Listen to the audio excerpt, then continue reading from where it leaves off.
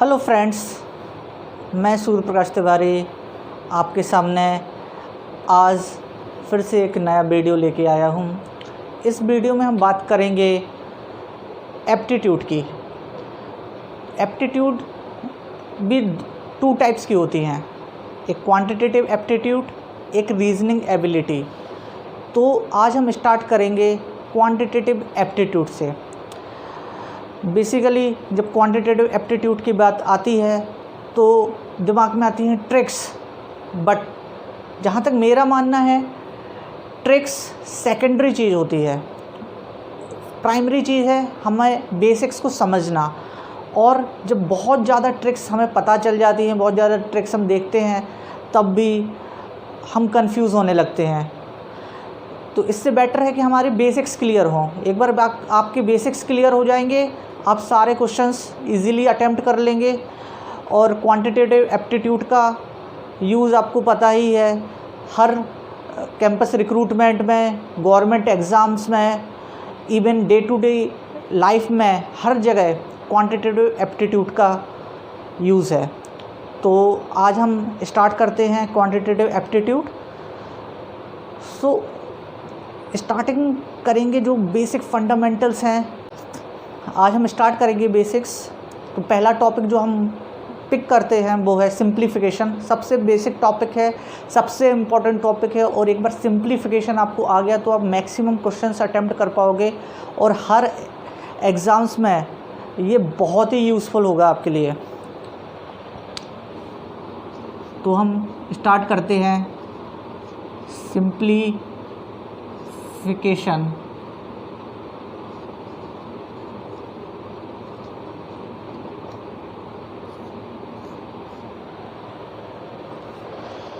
तो सिंप्लीफिकेशन में स्टार्ट करने से पहले हमें जानना होगा कि इसमें कौन से टॉपिक्स बहुत इम्पोर्टेंट है, या बेसिक नेसेसिटी क्या है सिंप्लीफिकेशन के क्वेश्चंस को अटेम्प्ट करने के लिए, या बेसिक फंडामेंटल्स क्या हैं जो हमें पहले क्लियर होने चाहिए ताकि हम सिंप्लीफिकेशंस के क्वेश्चंस इजीली अटेम्प्ट कर पाएँ।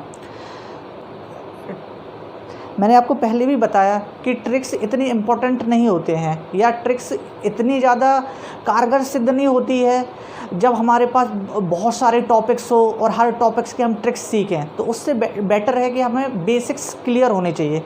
बट सिंप्लीफिकेशन एक ऐसा टॉपिक है जहां हमें थोड़ी बहुत ट्रिक्स की ज़रूरत पड़ती है ताकि हमारे कैलकुलेशंस अच्छे हों। और एक बार जब हमारे कैलकुलेशन अच्छे होंगे तो ऑब्वियस सी बात है कि हम बहुत सारे क्वेश्चंस इजीली अटेम्प्ट कर पाएंगे, और वो दूसरे टॉपिक्स में भी हमें यूज़फुल होंगे। तो सिंप्लीफिकेशन की जो ट्रिक्स जानने का एक और तरीका है, या जो एक और मेथड है, उसको हम बोलते हैं स्पीड मैथमेटिक्स।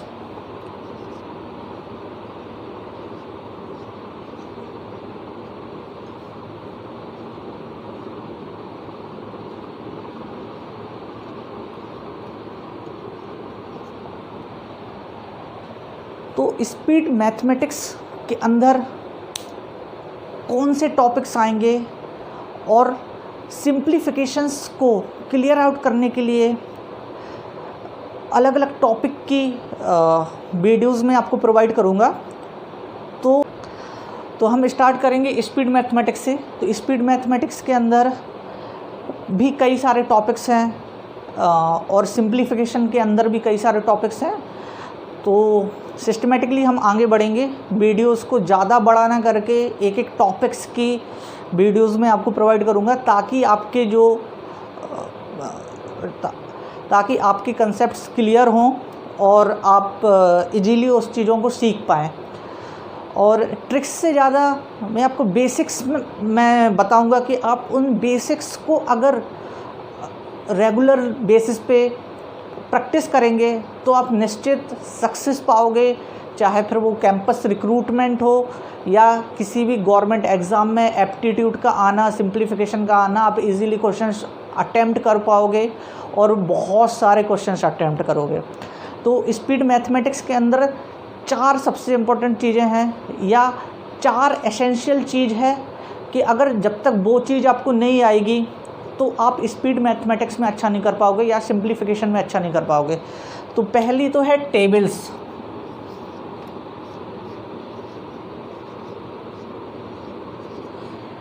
टेबल्स सबसे इम्पोर्टेंट है। जब भी बच्चों से पूछा जाए, even they are studying in higher classes, तब भी उनसे पूछा जाए कि आपको टेबल्स कहाँ तक आती है, दे जस्ट से 11 तक आती है, 12 तक आती है। तो मोस्टली ये देखा गया है कि 20 तक टेबल नहीं आती है। बट एसेंशियल ये है, अगर आपको स्पीड मैथमेटिक्स सीखनी है, सिंप्लीफिकेशन में अच्छा करना है, तो आपको 20 तक टेबल एनी हाउ आनी ही चाहिए। तो ये एसेंशियल नीड है कि आपको 1 से लेके 20 तक टेबल कंपलसरी है, ये आना ही चाहिए आपको। Secondly squares.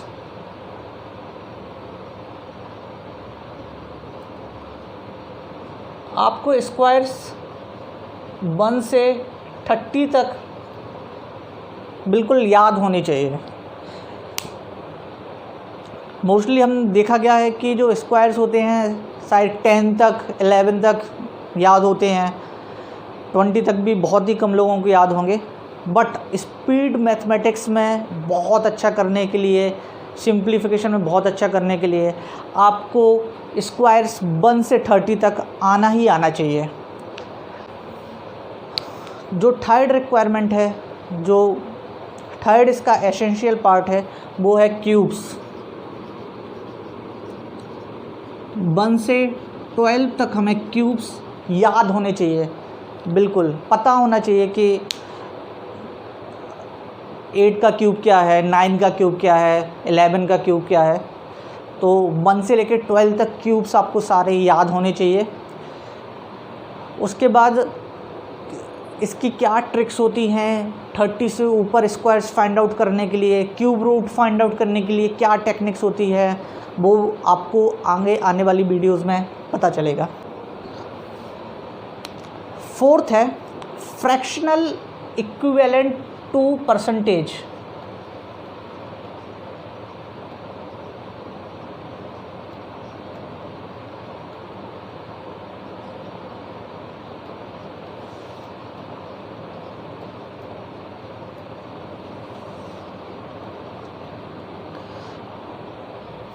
अब बहुत सारे लोगों को शायद ये भी ना समझ में आए कि फ्रैक्शनल इक्विवेलेंट टू परसेंटेज क्या है। तो इवन जब हम आगे जाके एक परसेंटेजेस करके एक सेपरेट टॉपिक आएगा, उसमें मैं बताऊंगा आपको कि इसका क्या यूज़ है। बट अभी इसको मोटा मोटा समझने के लिए हमें ये जानना ज़रूरी है कि जैसे एक परसेंटेज होता है, उस परसेंटेज को अगर हम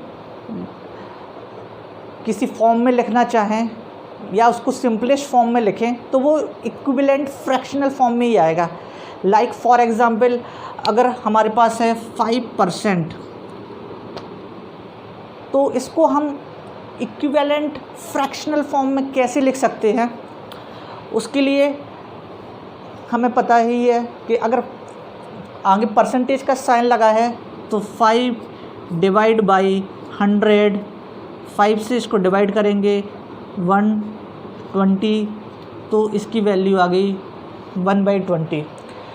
तो 5% का जो इक्विवेलेंट फ्रैक्शनल वैल्यू है वो है 1/20।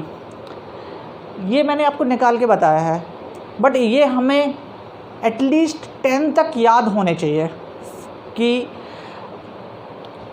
परसेंटेज की फ्रैक्शनल वैल्यू क्या है। तो ये जो बेसिक एलिमेंट्स हैं, एसेंशियल से 4 चीज़ें आपको आनी ही आनी चाहिए। 4 चीज़ें आपको याद करनी पड़ेगी, तैयार करनी पड़ेगी, तभी आप सिंप्लीफिकेशंस में बहुत अच्छा कर पाएंगे। तो स्टार्ट करते हैं आज टेबल्स से, और कुछ स्क्वायर्स भी आज हम देखेंगे इस वीडियो में। बाकी जो हमारी फर्दर वीडियोस आएंगी उसमें हम आगे देखेंगे कि हमें कैसे क्यूब्स कैसे हम फाइंड आउट करेंगे, क्यूब्स रूट कैसे फाइंड आउट करेंगे, और फ्रैक्शनल इक्विवेलेंट्स क्या हैं, या फर्दर इसमें जो भी ट्रिक्स आएंगी वो टाइम टू टाइम आपको आगे वाली वीडियोस में रेगुलरली पता चलती रहेंगी। तो टेबल्स आपको याद करनी है सिंपली 1 से 20 तक। फिर भी आज मैं आपको एक टेबल की ट्रिक बताता हूँ, बहुत बच्चों वाली ट्रिक है, फिर भी शायद बहुत लोगों को नहीं पता होगा।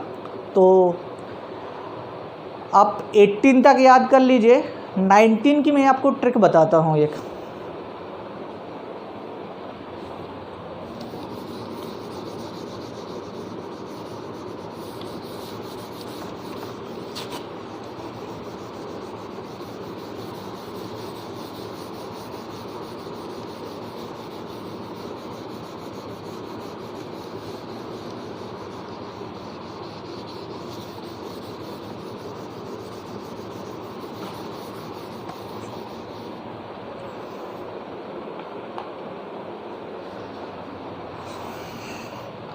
तो 19 की ट्रिक एज सच ऐसी कुछ नहीं, बच्चों वाली ट्रिक है।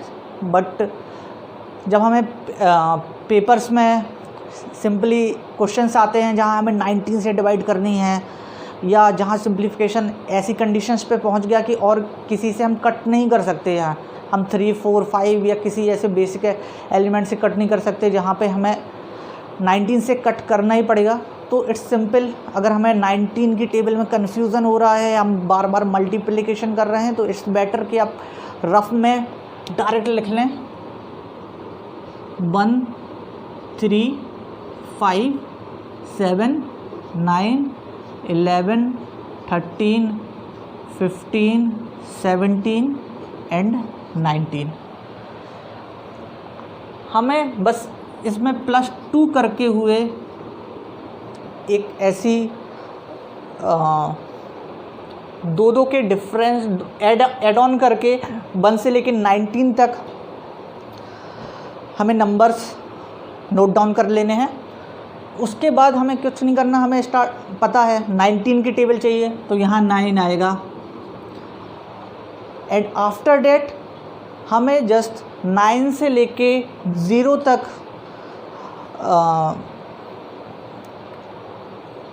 सारी वैल्यूज़ लिखनी है -1 करके। So that is 8, 7, 6, 5, 4, 3, 2, 1, 0। That is -1 only. तो कितनी इजी ट्रिक है, कितना इजीली हमें समझ में आ गया।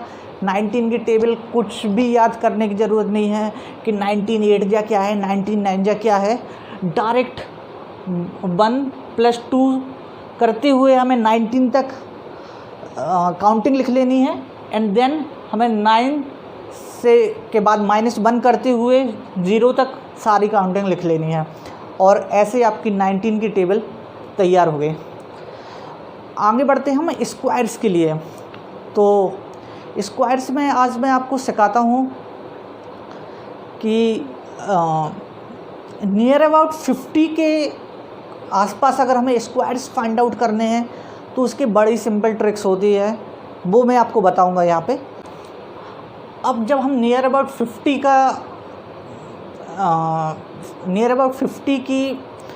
50 के स्क्वायर्स जब हम फाइंड आउट करेंगे, तब आपको अब समझ में आएगा कि मैंने स्टार्टिंग में क्यों बोला था कि आपको 30 तक के स्क्वायर्स याद होने ही चाहिए। फॉर एग्ज़ाम्पल, तो इसकी एक ट्रिक होती है बेसिकली, वो मैं आपको पूरी ट्रिक समझाऊंगा और इजीली आप 50 के नियर अबाउट कोई किसी भी नंबर का आप स्क्वायर यहाँ पे फाइंड आउट कर लोगे। लाइक एक 2 एग्जांपल्स ले लेते हैं। एक 50 से कम का लेंगे, 50 से ज़्यादा का लेंगे। लाइक फॉर एग्जांपल 54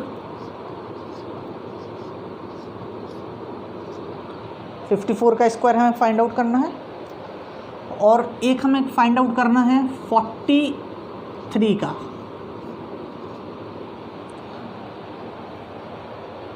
अब इन दोनों को फाइंड आउट करने के पहले इसमें ये तो इधर फाइंड आउट करेंगे। अब 50 को यहाँ पे बेस बनाएंगे दोनों में। अब 50 का जब हम बेस बनाएंगे तो यहाँ पे हमें पता चलता है कि 50 से 7 जीरो है, तो 50 माइनस 7 का होल स्क्वायर, यहाँ 50 प्लस 4 का होल स्क्वायर।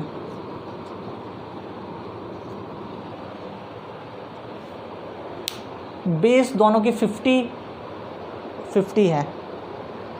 अब यहाँ पे आया 4 आ गया। 4 का हमें पता है कि स्क्वायर क्या होता है, 4 का स्क्वायर होता है 16।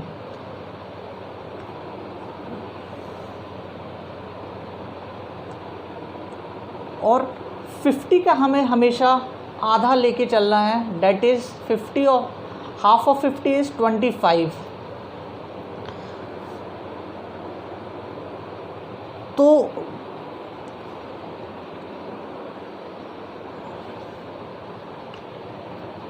यहाँ पे जो भी आया वो हमने यहाँ पे नोट डाउन कर दिया। 4 का देखना है कि स्क्वायर क्या होता है, 4 का स्क्वायर 16 हमने यहाँ पे रिटन कर लिया। अब 50 का हाफ हम यहाँ नोट डाउन कर लेंगे, और जितनी भी हम डिजिट इसमें ऐड कर रहे हैं 50 को 54 बनाने में, वो हम यहाँ पे प्लस करेंगे, डेट इज़ 29। तो इसकी जो वैल्यू होगी वो होगी 2916। सिमिलरली जब हम 50 से कम करेंगे, हमने देखा कि इसको बेस 50 बनाया,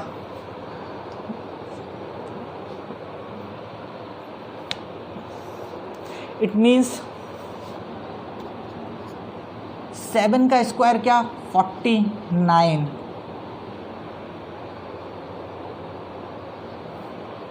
50 का हाफ 25,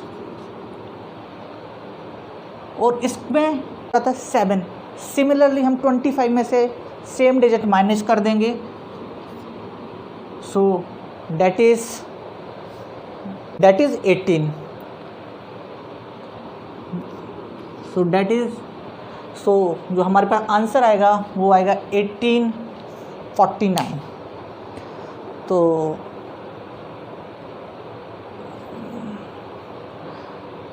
इस प्रकार हमने देखा कि हम 50 के नियर अबाउट स्क्वायर्स कैसे फाइंड आउट कर सकते हैं। अगर आप चाहें कि और किसी नंबर का स्क्वायर फाइंड आउट करना है, क्या करना है, नहीं आए समझ में, तो आप हमें इंस्टाग्राम पे DM कर सकते हैं, और हम लोग कोशिश करेंगे कि सब रिप्लाईज दे के आपके सारे आंसर्स दिए जाएं।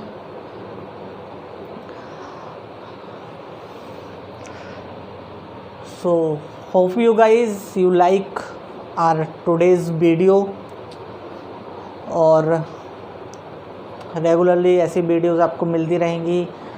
अब हम अगली वीडियो में और ढेर सारा सीखने वाले हैं। क्वांटिटेटिव एप्टीट्यूड्स पे भी वीडियोस आएंगी, रीजनिंग एबिलिटी पे भी वीडियोस आएंगी, और आगे जाके आपको पर्सनैलिटी डेवलपमेंट, कम्युनिकेशन स्किल्स और ऐसे कई सारे स्किल डेवलपमेंट की आपको वीडियोस मिलेंगी। And guys, hope you like this video, so please subscribe my channel, और please like, share and comment on my videos. Thank you guys.